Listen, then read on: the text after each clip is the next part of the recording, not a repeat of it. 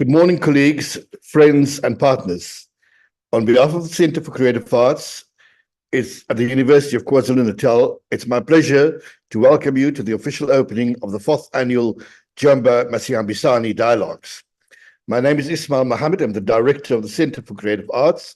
I bring you greetings from the Dean of the School of Arts and the College of Humanities, Professor Nobuhle Hlongwa, who regrettably cannot be here this morning. She's currently with the rest of the Center for Creative Arts team at a two-day summit being convened by the Provincial Department of Sports, Arts and Culture.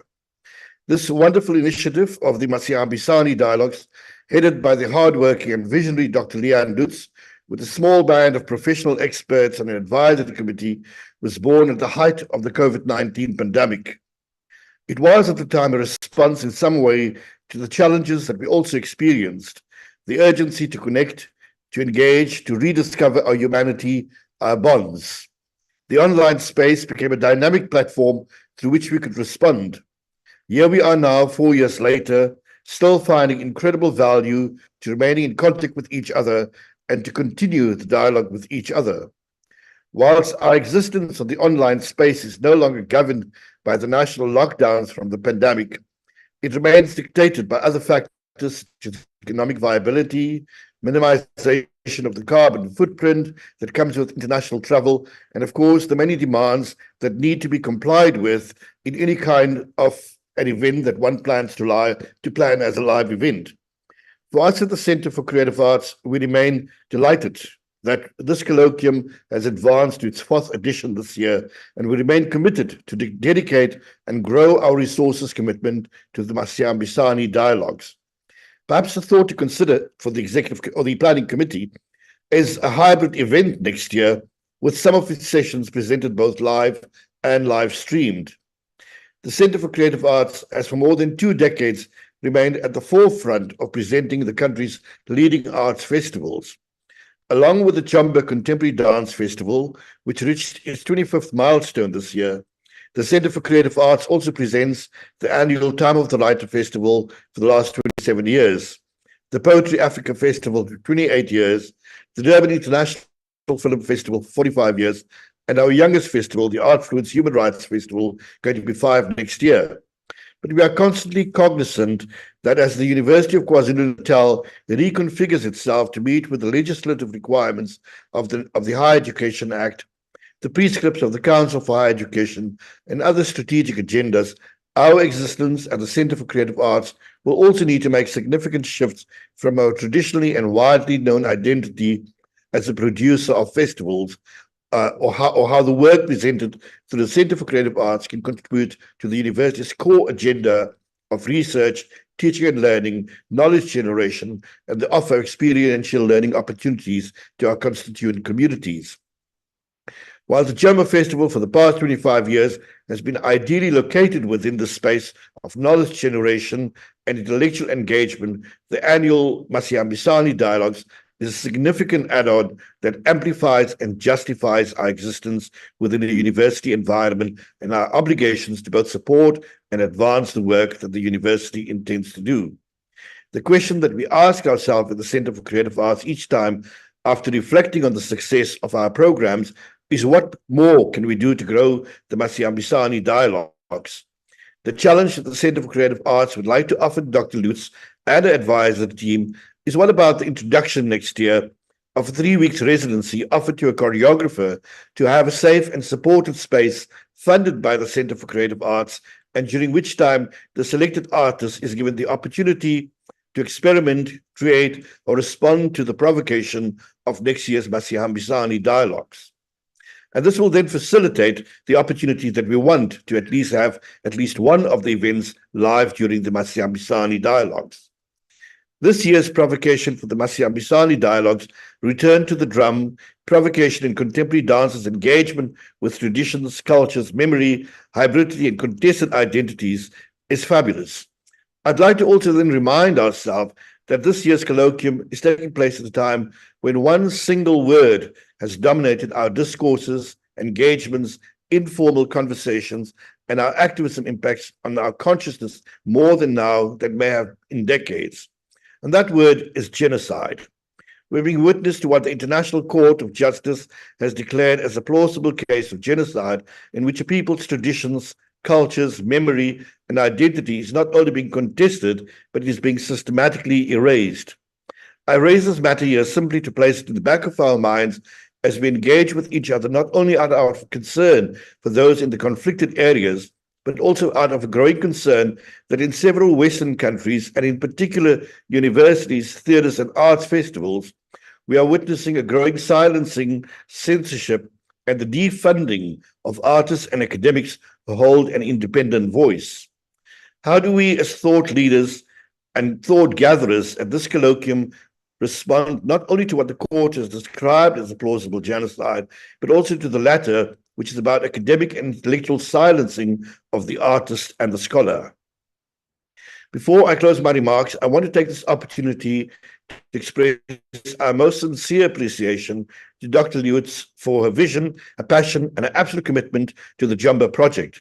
And express special thanks to this year's co-chair, Dr. Mbongeni Mtshali, for his co-leadership of the program. Dr. Lutz will introduce him during the course of this program. I also want to express our gratitude to the advisory committee that is at the heart of this year's dialogues. Dr. Lutz will also introduce the members of the committee. Many of these committee members have become extended members of our Center for Creative Arts family. My special thanks to the keynote speakers, the panelists, artists, and guests who will engage with the MASIHAMBISANE dialogues this week. I would be amiss if I did not thank Wesley Maheri for his incredible technical support and for holding us together in this online space, and to Lliane for amazing work that keeps Jomba on the radar of many of our stakeholders. I wish you all an engaging and inspiring 3 days, and it's my pleasure to declare the 2024 MASIHAMBISANE Dialogues officially opened. I'd like to introduce Dr. Lliane Lutz. Thank you. Thank you so much, Ismail, for your beautiful and inspiring words, and thank you for the provocation and the beautiful offer of a residency and maybe a hybrid event. So we will definitely take that up. Thank you. So I am Lliane Lutz, as Ismail has said. I'm the curator of the Jomba Contemporary Dance Experience that turns 26 this year. Jomba, as Ismail has pointed out, is part of a bouquet of annual festivals hosted by the Center for Creative Arts at the University of KwaZulu-Natal. This interface between practice, artists, dance makers, and researchers and dialogue has been the perfect birthing space for these Jomba MASIHAMBISANE dialogues, a colloquium and dialogue platform that now enters its 4th year. This year, we focus on what I hope are some robust, contentious, and fruitful dialogues and sharings that tackle the negotiation and intersectional, both easy and perhaps uneasy, of culture, tradition, history, and memory in contemporary dance making, performance, and scholarship. In returning to the drum, we ask and provoke discussion with, by, on contemporary dance makers whose dance work intersects with negotiated ideas of tradition and culture.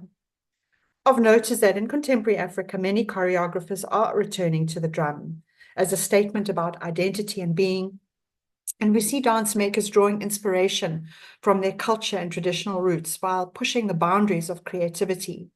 This returning is both a reflective looking back and can also be a profound turning that understands that tradition can be reimagined in the present. However, contrary-wise, there is also discussion that this return to the drum is an artistic impasse or a deadlock for contemporary artists whose creativity sits within finding acceptable and political landscapes that current popularist discourses are encouraging, a kind of perhaps what we might call a sentimental return to selected traditional values and heritages and cultures, a type of what Mbongeni calls subjunctive nostalgia. Of further significance, too, is the contemporary choreographer's provocative engagement with spirituality that is often embedded in tradition and cultural practices, and how this is navigated or appropriated in the now. I'm also thinking about African feminist Egyptian poet and theatre maker Noura Amin, who I've met through dance maker Hannah Ma. Noura Amin says we do not need tradition, but we do need rituals. I hope over the next 3 days together we can provoke and gently prod each other to open up not just these dance and artistic debates, but also the embedded politics of where we sit as artists against some rather bleak local and global politics. So just before these dialogues begin, it falls to me, and it's a job that I'm most grateful to do, to thank various people who have made the Jomba MASIHAMBISANE dialogues possible. First of all, our ever open heart gratitude and thanks to Dr. Ismail Mahomed, the director of the Center for Creative Arts. I want to first of all congratulate him officially for his winning of a Lifetime Achievement Naledi Award 2 nights ago, and also to say that his open heart and spirit for support, not just of Jomba, but of the arts in this country is unprecedented, and we thank him. I'd like to also thank the full CCA team from finance to admin who always jump in as problem solvers. Thank you, thank you, thank you. Wesley Mahiri for being our technical engine behind the online platform. Without him, we wouldn't be able to connect, so really thank you. I'd like to especially thank Tobile Mapanga, the Jomba Assistant Curator and Project Manager, and also part of our steering committee. She is indeed a light of insight, support, and challenge, and I deeply appreciate you. So thank you, Toby. I'd also like to thank those of the Jomba Dialogue Steering Committee who I haven't mentioned yet. We always land up Zooming at weird times of the night to debate and to push ideas. I found within the steering committee a family of like-hearted colleagues who push and provoke me, and I'm very grateful for the dialogue and the support that you give. So I'd like to welcome Claire Craighead from the University of Technology, Durban University of Technology, David Tatanelo April from the University of Pretoria, Gift Maravatsanga from the University of KwaZulu-Natal, Dr. Mbongeni Mtshali from the University of Cape Town, Dr. Sarah Lee Castellan from the University of East London in the UK, and Professor Yvette Hutchison from the University of Warwick in the UK. And we'll be hearing from them later in this session. I now take this last little moment to welcome and more fully introduce our keynote provocateur, Dr. Mbongeni Mtshali, whose intrepid academic and artistic mind I have been so grateful for the challenges and the insights he always offered. So some quick biographical detail, because you can read more about him in the brochure, but just to say that Mbongeni is a performance maker, a scholar, an artist, and a teacher. Completed his PhD in performance studies in Northwestern University in the US. He is presently at the Center of Theatre, Dance, and Performance Studies at the University of Cape Town. Mbongeni's research explores Black queer femme performance in South Africa, as well as Africa and its diaspora more broadly. He has recently turned his attention to tracing queer genealogies of African decolonial world-making across the Caribbean, South Atlantic, and Indian Ocean. His recent professional recognitions include Standard Bank Silver Ovation Awards and the Fleur de Cap Award for notable achievements in directing and performance making. So with that delightful and most profound biography, I'm going to hand over to Mbongeni to set us up as the provocateur of our keynote for the colloquium. Thanks, Mbongeni. Thanks, Lliane. No pressure at all. Right, I'm going to share my screen.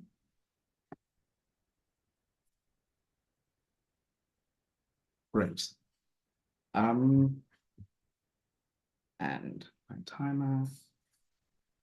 Right, good morning, everyone, and thank you so much for joining us. I'm very excited to have been asked to present the keynote provocation for today. And I have decided that I'm going to stick with exactly what the theme of the colloquium asked us to engage with, which is this question of returning to the drum.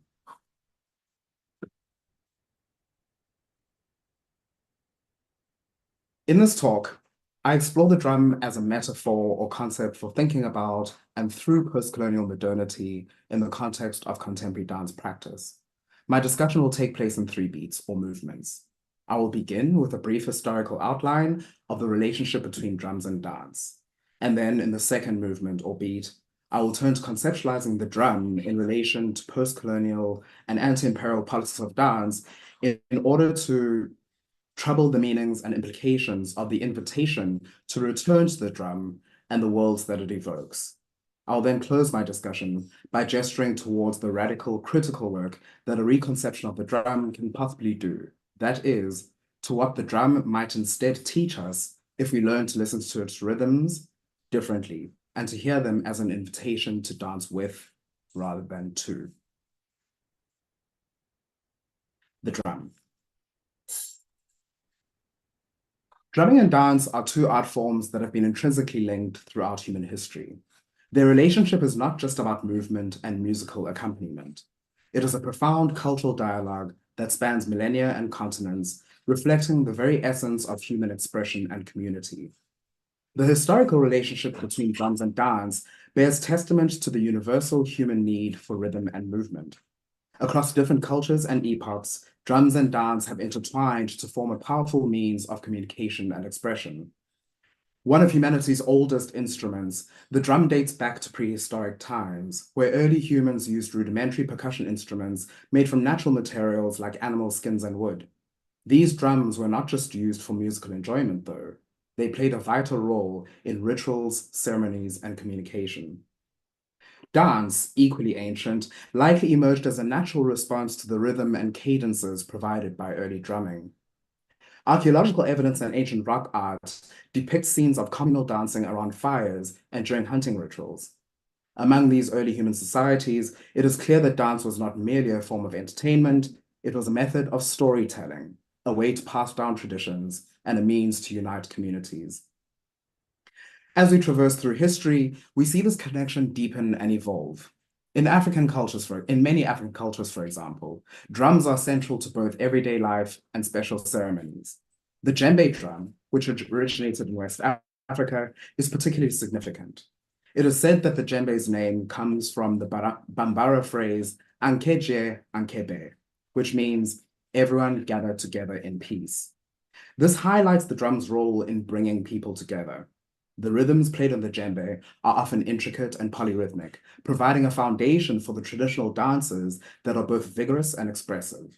These dances often tell stories of gods, of heroes and the natural world, and are founded on a dynamic interplay between the dancer and the drummer. Moving to the Americas, we similarly see a relationship in the traditions of Native American peoples between dance and drumming. The drum here is often considered to be the heartbeat of Mother Earth, and its rhythms are used in powwows, ceremonies, and healing rituals. Here, dance is not just an artistic expression, but a spiritual practice. Each dance has a specific meaning and is performed to the beat of the drum, whether it's the grass dance, which prepares the ground for ceremonies, or the hoop dance, symbolizing the circle of life. In Asia, and particularly in India, the drum dance relationship is vividly illustrated in classical dance forms like Bharatanatyam and Kathak. These dances are performed to the intricate rhythms of drums such as the mridangam and the tabla. The dancer's movements are closely synchronized with the drummer's beats, creating a complex, mesmerizing dialogue between rhythm and motion. These performances are also often deeply symbolic, telling stories from ancient epics and spiritual texts as a way of instructing us about now. In the Middle East, the darbuka and doumbek drum accompany traditional dances like belly dance. The drum rhythms here are essential in guiding the dancer's movements, emphasizing the fluidity and precision of the dance. This form of dance is deeply embedded in cultural celebration and ritual, showcasing the intimate connection between the percussionist's skill and the dancer's virtuosity. As we move into the 20th century, the bond between drums and dance takes on new forms with the emergence of genres like jazz, rock, and hip-hop. The drum set becomes the backbone of jazz ensembles, driving the complex rhythms that dancers adapt into styles like swing and tap. In rock music, the powerful beat of the drums inspires energetic dance moves, leading to the development of genres like rock and roll and later, breakdancing and hip-hop. Drumming and dance unite people, tell stories, and reflect the deepest aspects of our collective humanity. This symbiotic relationship has persisted across time and not only reminds us of our shared pasts, but importantly, also invites us to consider, as I do here, what our relationship to those histories, both collective and individual, might mean and do for us now. As one of the oldest and most universal music instruments, the drum evokes a rich variety of philosophical meanings across the various cultures and socio-political contexts where it is used. A cursory glance at the critical literature on drums and drumming as a cross-cultural and trans-historical phenomenon, offers up a useful set of principles to help us better understand the drum's specific critical purpose. 1. The drum facilitates connections to the primal and the divine. The drum's rhythm is often seen as a primordial form of communication. Its beats can mimic the human heart, representing the fundamental connection between all life forms and emphasizing our shared human experience.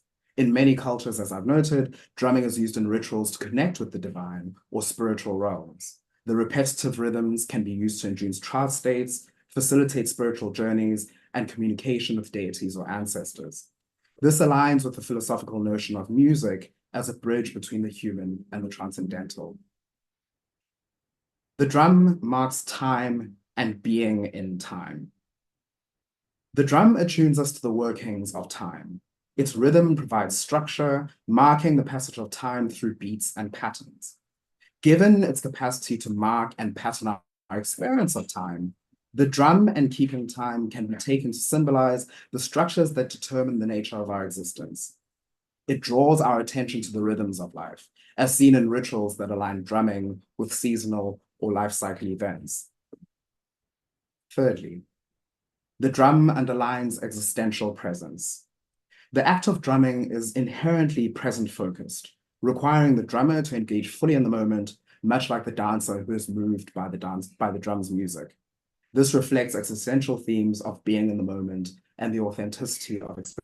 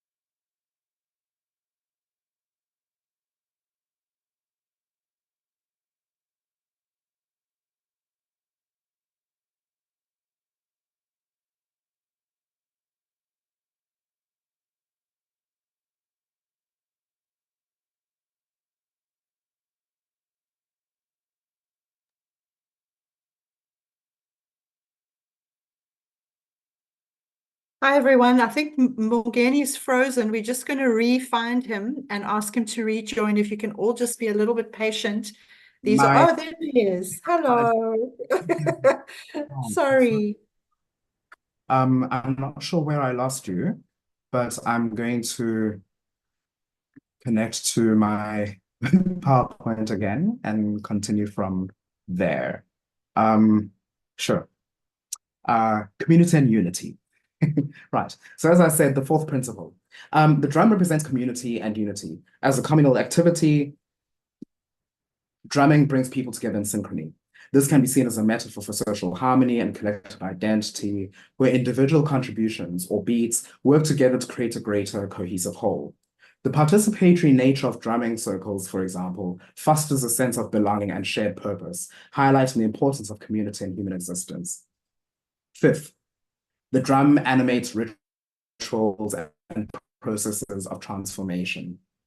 As a powerful element in rituals that mark transitions, such as rites of passage, healing ceremonies, and shamanic practices, the drum can symbolize the transformation, the crossing of thresholds, and the transcendence of the mundane. And lastly, the drum, fundamentally to me, and as I suspect to many of the people who will be speaking this week, represents cultural identity, memory, and continuity, as well as discontinuity.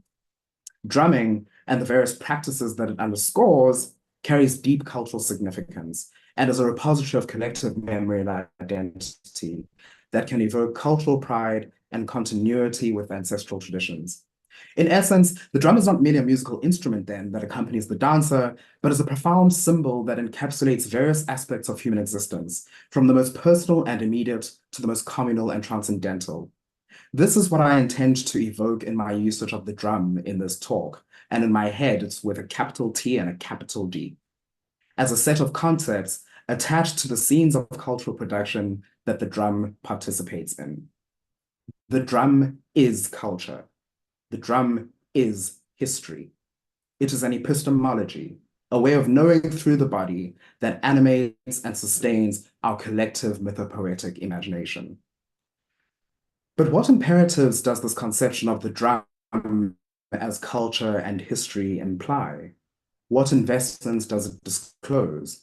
To what rhythms does it demand that we dance, and to what ends? On returning. Conceived of in this way, the drum fundamentally symbolizes both continuities and breaches with pasts both elided and shared. It entertains a relationship with the past, and returning to that past as a matter for the present also simultaneously performs its own vanishing, its abjection. It is precisely because of the seemingly straightforward invocation of that which post-Enlightenment Western modernity has relegated to the cultural, political, and historical margins that the drum offers such a seductive paradigm for thinking about cultural memory, belonging, tradition, and modernity in the post-colonial context.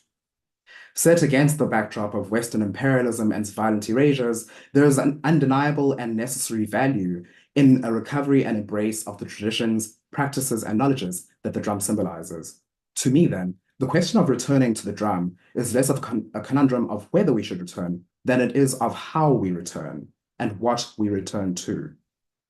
And indeed, the kinds of dance and the political postures that dance makers take, whether explicitly or otherwise, in their turns towards or away from the drum, are revealing. At one extremity of the discourse, there are those who cleave to a puritanical understanding of the past and use it as a mechanism to assert their authority and to preserve what they perceive as stable boundaries between us and them, between then and now. This perspective encourages, as Lliane noted at the beginning, a sentimental return to selected traditional values, heritages, and cultures that are rendered nostalgically. If the drum, and dancing to the drum, of course, is a way of ritually enacting connections to our ancestral past, then in these contexts, the drum all too often ends up standing in for indigenous cultures themselves. The drum and other marks of connection to traditional values, heritages, and cultures is reduced to mere style and accent. It becomes an empty affectation. At the other extreme are those who reject returning to traditional values, heritages, and cultures entirely because they feel or have been led to understand that they apparently have no claim to them. To them, the drum exemplifies an ongoing neo-colonial form of epistemic violence that sunders rather than sutures them to others. The drum symbolizes a view of modernity that too easily elides the asymmetrical arrangements of power that constrain who may return to the drum. It is something to which we compulsively genuflect in the name of decoloniality, without recognizing the complicities and intimacies with colonial power that gesture makes hyper-visible. In both these senses, though, the drum is viewed monolithically. The cultures it represents are seen as static, unchanging, and locatable only in the past. The drum is therefore, for me, as much about the past as it is about a complicated modernity that remains vexed by its relationship to tradition, to traditional values, to heritage, and to the cultures that those are grounded in. So what insights might rethinking the meaning of the drum outside of these two polarities offer us? What might attending to the drum's call decenter and recenter instead? What other notions of being, selfhood, and cultural belonging might the drum animate? What other futures can it offer? What rhythms might it allow? These, to me, are the persistent questions that the exciting slate of discussions lined up for this week invite. Through engagements with a broad array of subjects that touch on the uses and aesthetics of ritual, on the generative power of the liminal, and on tensions between competing visions of post-colonial modernity and contemporary dance, the practitioners and scholars gathered here this week all proceed from a commitment to grappling with the value and meanings of returning to the drum. They invite us to rethink the drum's call as an invitation to dialogue without yielding to diktat. To me, then, the question of returning the drum is less a conundrum of whether we should return than it is of how we return and what we return to. As the call for this conference aptly notes, and Lliane rehearsed in her introduction, contemporary practitioners of dance, particularly in the so-called Global South, recognized the symbolic power of returning to the drum.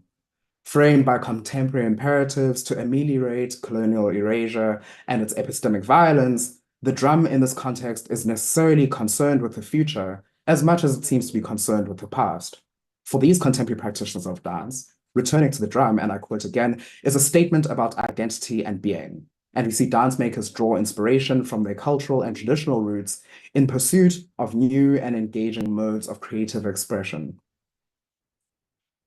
Crucially, returning to the drum, and I quote again, could also be seen as both a reflective looking back and a profound turning that understands the tradition, that understands that tradition can be reimagined differently in the present. That is, these practitioners recognize that the drum is both an image and a concept for processes of historical, cultural, and political negotiation and enunciation. They recognize that the drum, Janus-faced, commits us not only to recovering the past, but to making the future as well. Beat 3, dancing with the drum. Allow me to rehearse for a moment a scene that has become instructive to me only in hindsight. This is a fragment of a performance I saw in Havana in 2023, which drew on the rhythmic vocabulary and movement repertoires of Cuban religious practices and folk dance. A dancer enters from the wings. She turns upstage to where a drummer is seated with his various instruments arrayed around him. They acknowledge one another. She inhales, his hand rises, and he strikes the first beat. It rings out, clear and loud, across the auditorium. Her weight shifts, she exhales sharply and begins to move. The dance has begun. But she never faces the audience. She remains facing him, the drummer, upstage. I was at the time moved by the performance, but did not think much further about this particular orientation of the dancer, away from the audience, towards the drummer. It occurs to me now, though, thinking back, that what I was witnessing was less a dance than it was something more akin to a conversation. It wasn't a dance accompanied by music. She was dancing to the drum. Sorry, she was not dancing to the drum, nor to its rhythm, but dancing with them. She gestures, and he responds with a flurry of strokes on the taut skin of the drum. Her body pulses in response. They are both dancing with one another. They move around, through, on top of, under the rhythm, with one another. In that moment, the dancer, the drummer, and the drum were all three in open dialogic presence with one another, with neither taking priority in dictating the flow of the dance. I am reminded by this vignette that it is the drummer and the dancer who are interlocutors in the dance, and that the drum itself is a technology that merely facilitates their interaction. I am also reminded that the drum not only needs a drummer to strike it, but a sympathetic resonator for its sound to become intelligible to both the dancer and to us, those who witness the dance. The sound has to vibrate on our tympanic membrane within us in order for us to be moved by it. We are literally touched by its sound.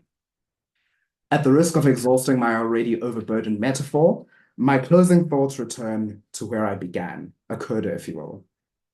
If the drum is culture, history, divine spirituality, the ancient and the ancestral writ large, and is recruited only with the intention of prescribing and aligning us to or away from particular ideals, then the potential for the polyrhythmic, for eccentricities in the meter, for finding a different groove within its music, is potentially powerful in the context of post-colonial efforts to dismantle the structures of Western imperialism and the means by which neocoloniality sustains itself. After all, what drums, might we ask, do those who are marginalized return to, if they were never theirs to begin with? What claims, for example, can queer Black subjects author through their own dance with the drum of their ancestors, yes, but the drums that also have affirmed them and allowed them to create other kinships born out of necessity? The deep throb and pulse of the nightclub dance floor, of disco and house, of Bhangra, of Kuduro, Kwaito, and Bom. What subversive rhythms, temporalities, and meters does our conception of the drum as culture, as felt memory, as sensed belonging also allow? To whom does it call out? And from whom does it potentially turn us away? By insisting on being dialogically present with, but not beholden to the vision of the past that the drum represents, by not moving to, but rather with its many musics, we could put the drum to use to potentially radical and utopian ends. This is the labor to which we are invited over these coming 3 days, to turn back to the drum, to confront it bodily, to dance with it, alongside it, around it, and sometimes even within it, but never merely to it. Thank you.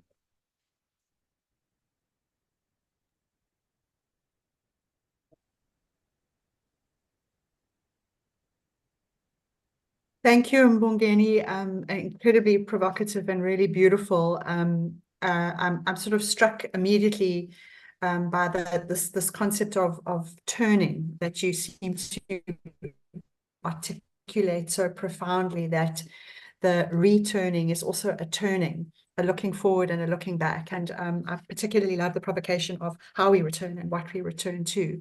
And yeah, I've got things to say, but I would like to say thank you for the provocation that you've offered us, but also to just call on to the steering committee. I'm going to call on them to just offer a few comments and suggestions, and maybe we can reflect, and if there are further questions we can go. But I feel like it's an opportunity for us also just to set this up. So I'm going to, if she doesn't mind, call on Professor Yvette Hutchison to take on the first comments and discussions.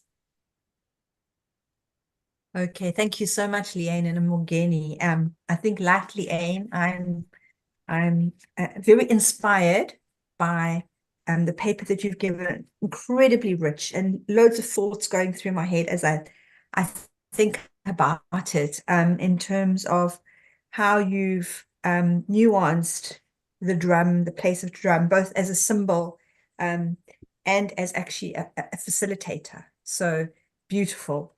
But I think what kept striking me as I was listening to you is that sense that for this drum to be effective in the contemporary society, it has to be both fixed in that it holds a center, it has a meaning, and there's a kind of still point of the turning world, if we like, in Eliot's terms. And that still point allows for movement. And it made me think of the dancer who, ballet is a really rigid form, but the pirouette, we stand and we're very centered, we're very balanced in order to turn, to be able to turn. And I suppose my question is that we are living in a period of time where culture, identity, values are very in flux. So it feels like there's not a lot of stability to allow for fluidity. So I guess what we need to think about is what do we need for that still point to allow for the movement around culture, the discourses that you are inviting us to share in order to be with the drum, as opposed to just responding to what we bring a priori to the moment. Because what also really struck me in your piece was what you're calling for is an encounter. Absolutely. And the encounter between not just the drum and the drummer and the dancer, but also where do we sit as observers, as audience? Because of course, when you evoked those communal experiences in the beginning, how it underlines existential presence in the moment, isn't just the performance, it's also community and unity. But what does that require of me? Either as a participant, but also as a audience participant. So I guess my response is, you've provoked loads of thoughts for me, but also more questions. So is it okay if I just give that back? Absolutely. I wonder if, like me, my turning back to the scene in which the drumming and that conversation takes place is perhaps the beginning of discovering some kind of still point, is recognizing not a dancer moving to music, but the dancer within the context of the conversation that they're having with the drum and the drummer. Perhaps I'm less invested in the notion of, again, this metaphor, which I'm sure we'll be sick of by the end of this week. If the drum represents culture and history and, these kind of attachments to it, perhaps I'm less interested in fixing what that could mean than in precisely setting it in motion. Yeah, I love that. And setting it in motion is what allows it to begin to do critical work for us. Right? It recognizes that though it may evoke these deeply felt connections to the past, what makes them valuable now in the scene of performance is how they can condition. So that reinsertion of, want a better like agency, right? That recognition of the different kinds of agencies that are being negotiated in the moment of the drummer striking the drum resonating to the drummer's hand, our ears resonating to that sound of the drum, the dancer's body moving, is that we can kind of begin to lean into different possibilities. We can kind of experience the party with them. We think in syncopation with the drum. The drum doesn't lead the dance. The drummer who strikes the drum doesn't set the dance necessarily, but that we are in a constant negotiation of what those possibilities could be.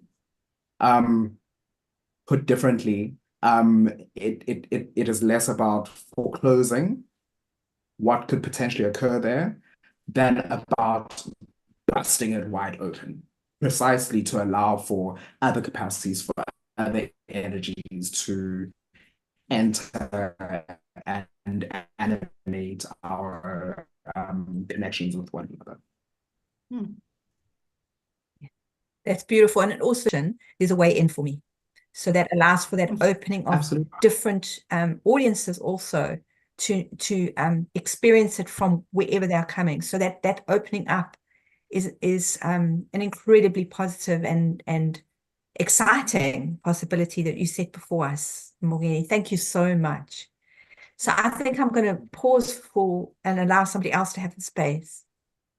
Thank you, Yvette. Thank you so much. I'm also pondering as Yvette's speaking and as you're talking, that in a way, what you're talking about, this kind of this looking back, looking forward, is also the idea of artists, also in a way this metaphor as you talk about, but also us finding as artists, working with bodies that are not our own, of finding ways in which we negotiate different entries and exits into the kind of conundrum and the politics of working with bodies.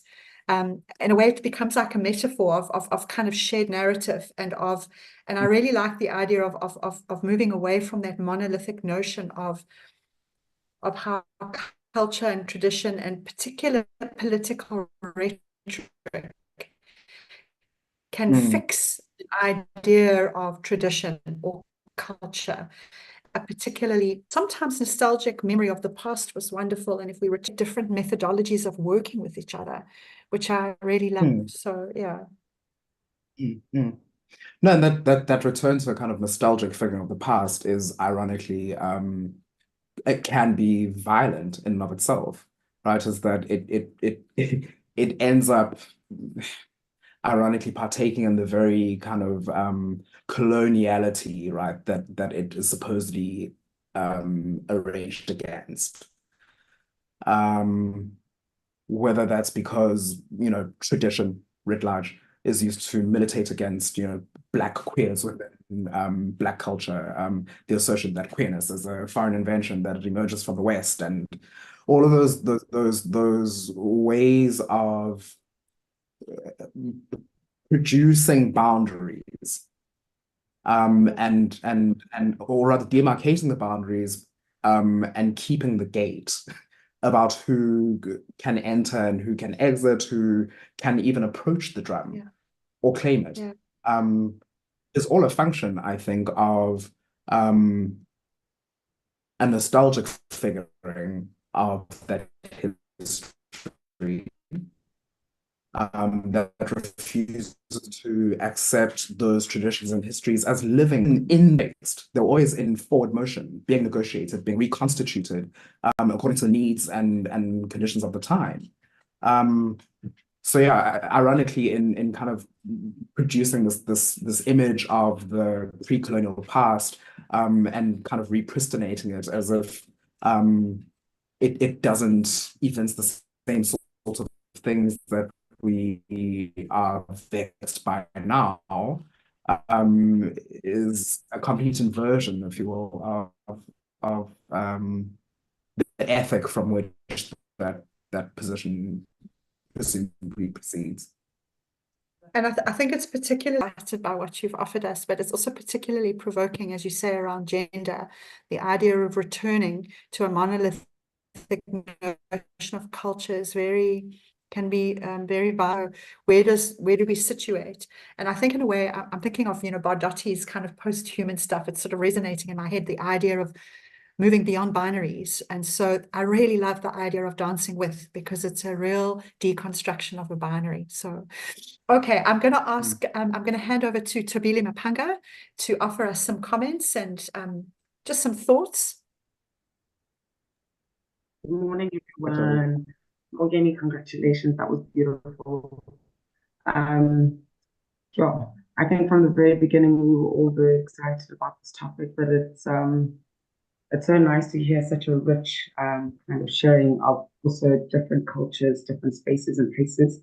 And I think the most beautiful thing about this colloquium this year is also the plurality of how everybody has interpreted this topic. I like your metaphor that will be very overused this week, because I think I think it will be overused because it needs to be. The idea of the drum as culture, the idea of the drum as the body, the idea of the drum as history. And I think when we think about the world that we currently live in, where so many things are polarized, all of those things, the fact that it can be so many things, reminds us of the plurality of life and the possibilities that exist in that. If you think about all the different speakers that we'll have, I mean, Saranya, just yesterday or a couple of days ago, we posted a picture of the drum. She was like, sorry, I just noticed, but it's not the same drum. And it's so easy to say that an African drum is a djembe drum, but there are so many more of them. And I think, I think of Bell Hooks and in her thinking about teaching and education and asking for her students to come forth, to come with all of themselves. It's kind of what we're asking people to do, right? To say, there might be one story, there might be one narrative, but if we allow ourselves to bring our bodies, our drums, our histories, our, everything that we've experienced into the room, there are so many more possibilities. I have the fortune of watching Mamela Nyamza's Hatched Ensemble again for time.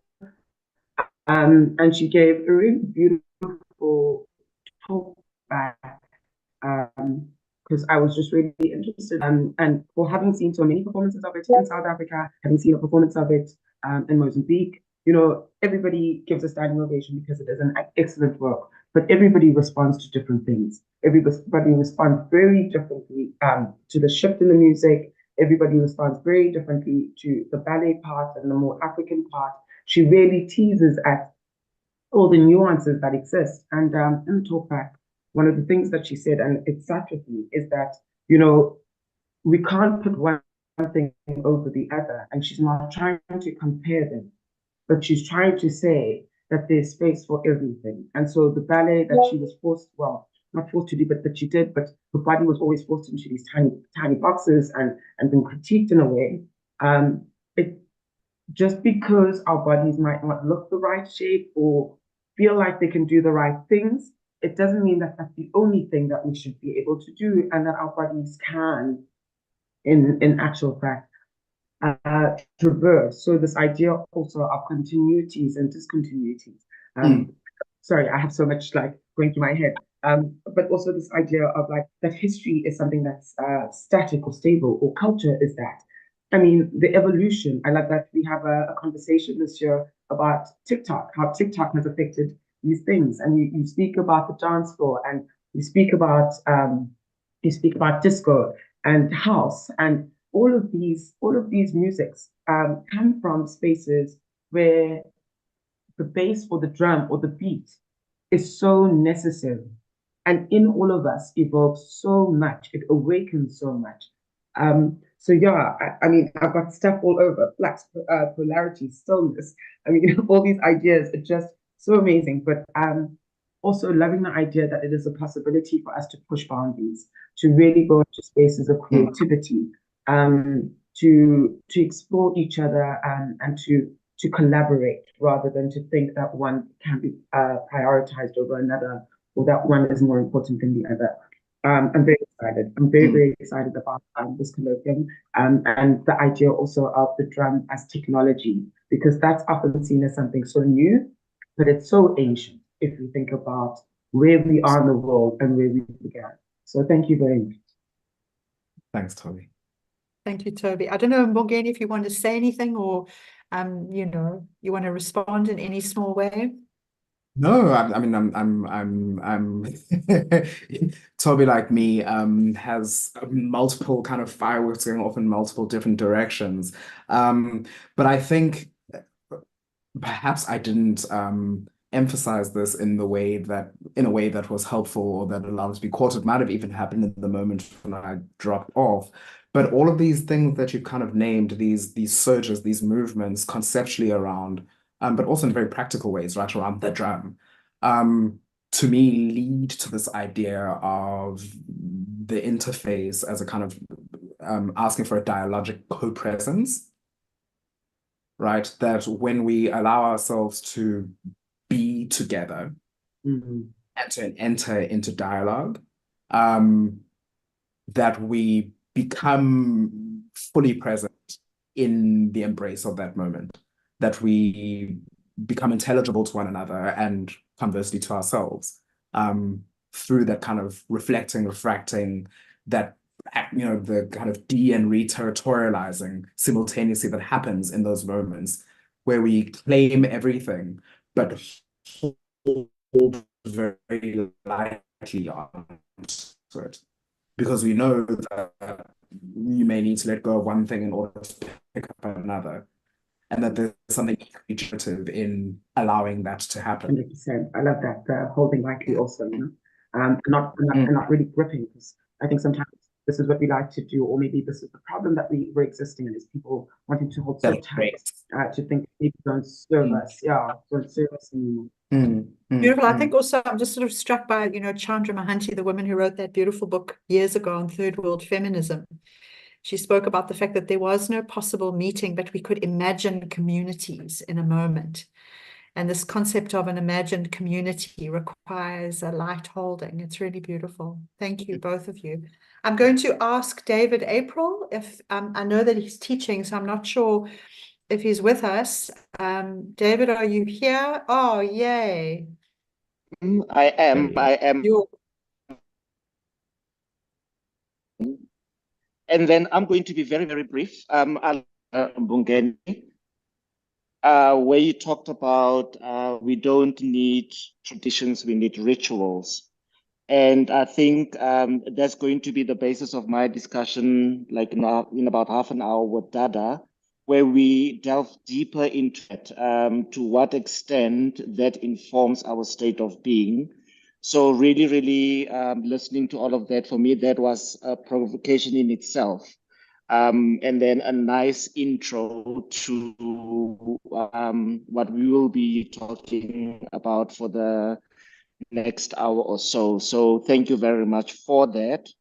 And I'm not going to go deep into all the other things that have been unpacked, but then for me, as I say, it's a wonderful, because often we theorize about all of these things. So for me, that opening statement, we're going to have something real, like what also Toby mentioned now with Mamela's Hatched speaks to that, where people respond differently to the sounds of the drum.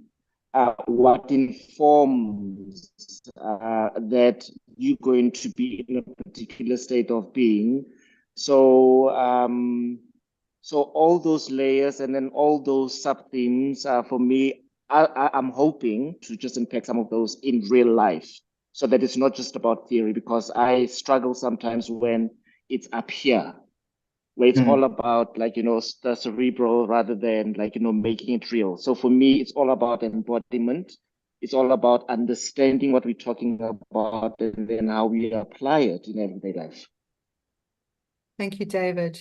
Yeah, we're really looking forward to the discussion with Dada, and so grateful that she's with us. And Mbongeni, do you want to respond to that, or are you feeling okay to move on to Sarah Lee?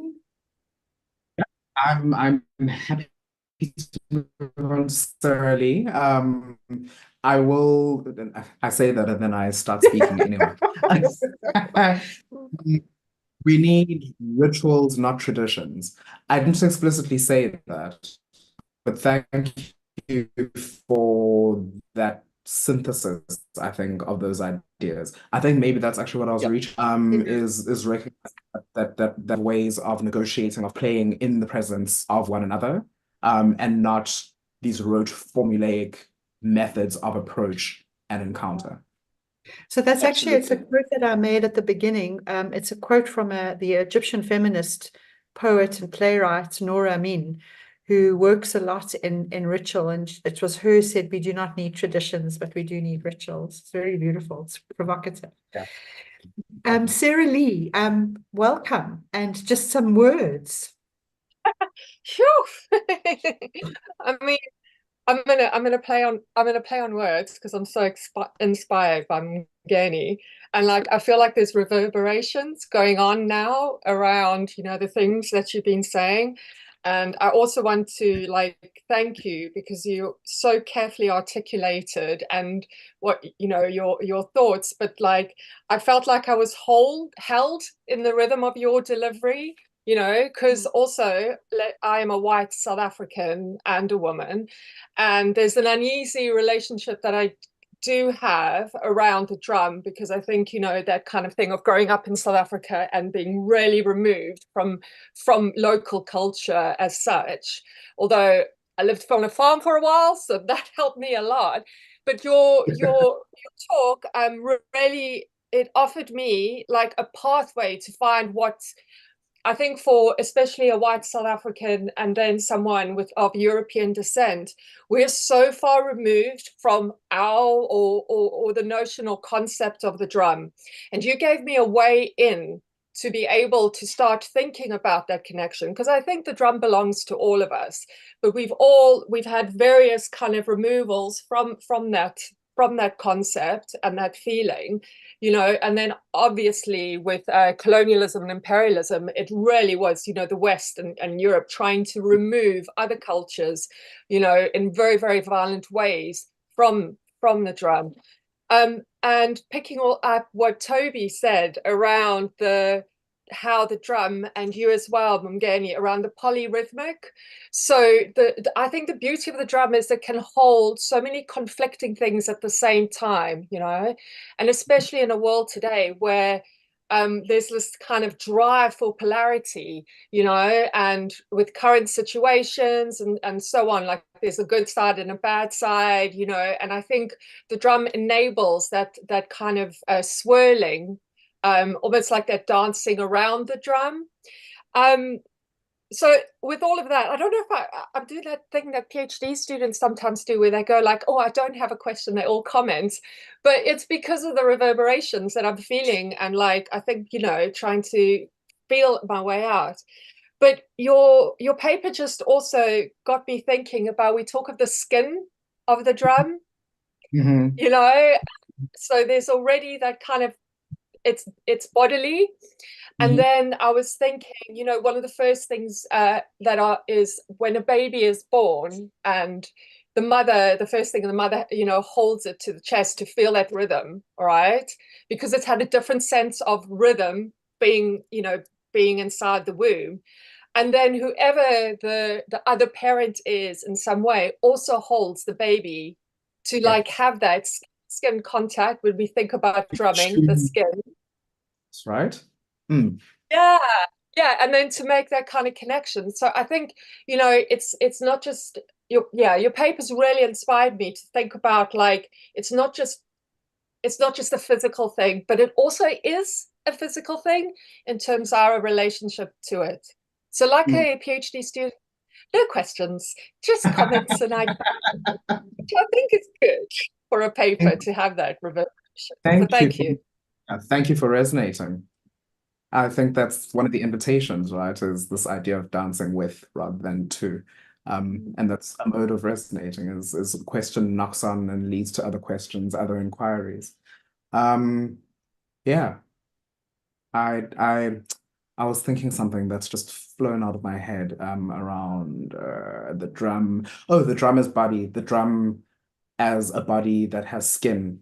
The drum has weight, proportion, dimension, and the risk of leaning too aggressively into the idea of the drum as metaphor is that perhaps it elides those important material aspects of the drum too, and what they remind us of. And that's precisely this idea that sound is haptic, right?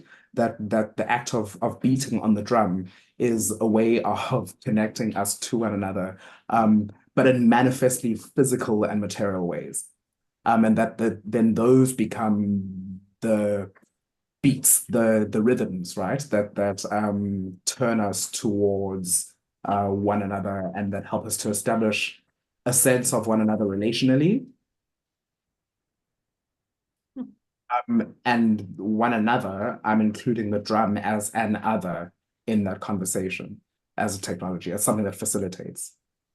I don't know if I can quickly just jump in, because I just had some really beautiful visuals as you said that, and you know, thank you, Sarah, for like reminding us of that, the skin and then the heartbeat.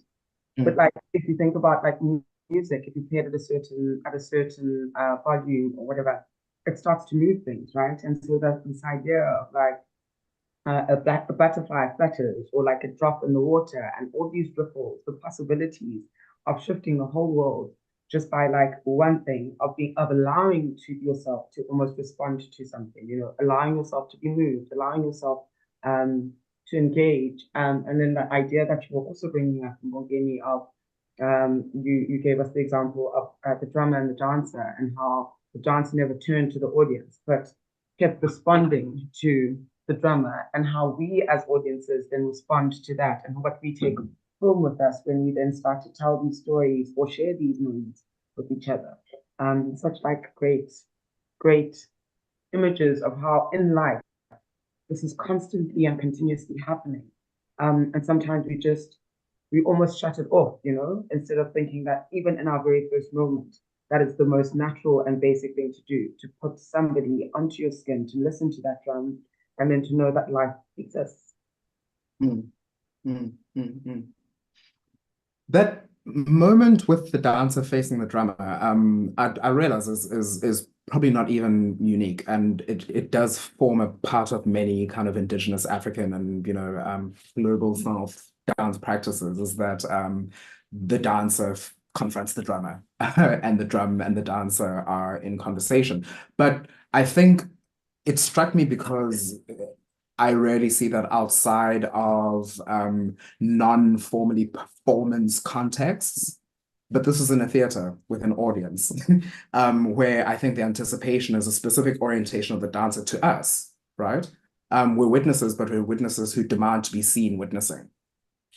So there's something really fascinating to me about that refusal of that demand, that doesn't close us off from the spectacle. It merely places us and orients us the same way that the dancer's oriented, right? She is facing the drummer like we are.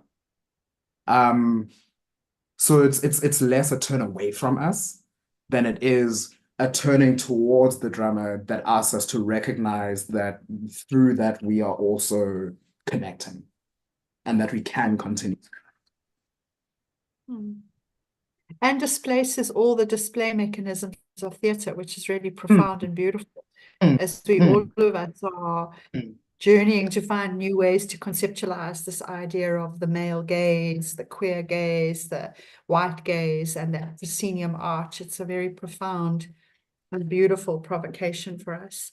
We're sort of running out of time, and so I wanted to say again, an enormous thank you to Mbongeni, who's part of our steering committee, but also for taking on this enormous job of provoking us and setting up some of the key things that we're going to be grappling with as we go forward. And I think, I mean, I also feel a kind of resonance, you know, that's going on as well. So I thank you very much for that. I again thank not all, but some of the steering committee, because one or two are not with us right now, but will join us later, for the work that you've done and for the responses that you've offered.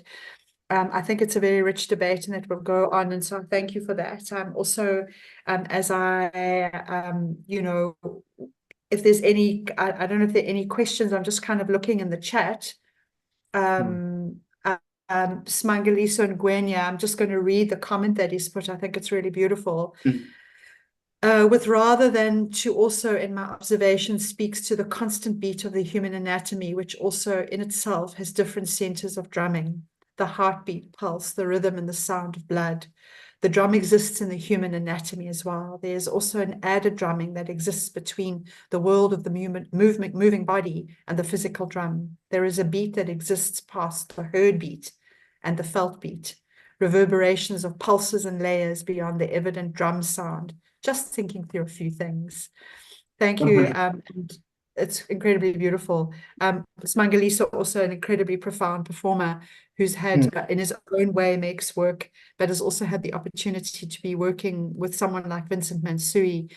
So very heartfelt and really visceral, a very visceral response. So thank you, Mbongeni. I don't know if you want to last minute to say something. No, I think we've managed to grip as much of it as we dare to at this point, without exhausting anything either. We have 3 solid days of delicious conversations coming up, so I think what remains may emerge in those. Thank you, Smangali. So that's such a lovely comment. And I think it by way of ending it, it really does kind of reassert the point I think that I was making, which is the invitation to hear differently, to hear other beats within the rhythm, but also that equally the drum can perhaps be conceived as other things too, as the rhythmic beat of the kinds of music that I invoked in a much more contemporary sense, but these other temporalities and rhythms that you talk about. I have a forthcoming article where I talk about drumming and djembe music as a kind of rhythmic orientation, but then move to thinking about how the noise of city traffic produces a particular rhythm, for example. So absolutely, there are all kinds of mechanisms around us, technologies, right, drums, that work to align us, but that also potentially open towards other alignments, other ways of being with and among one another. So thank you. And so deeply important at this time of such, as Ismail alluded to, of such borders being erected and such nationalist agendas of not opening up. So thank you for that. I'm going to close off the session, but not, of course, close off the ideas. We're going to go for a short break. We'll be back at 10:45 for the extraordinary moment of David April in conversation with South Africa's Dada Masilo. So thank you, everyone, and see you back in about 15 minutes. Thank you. Bye.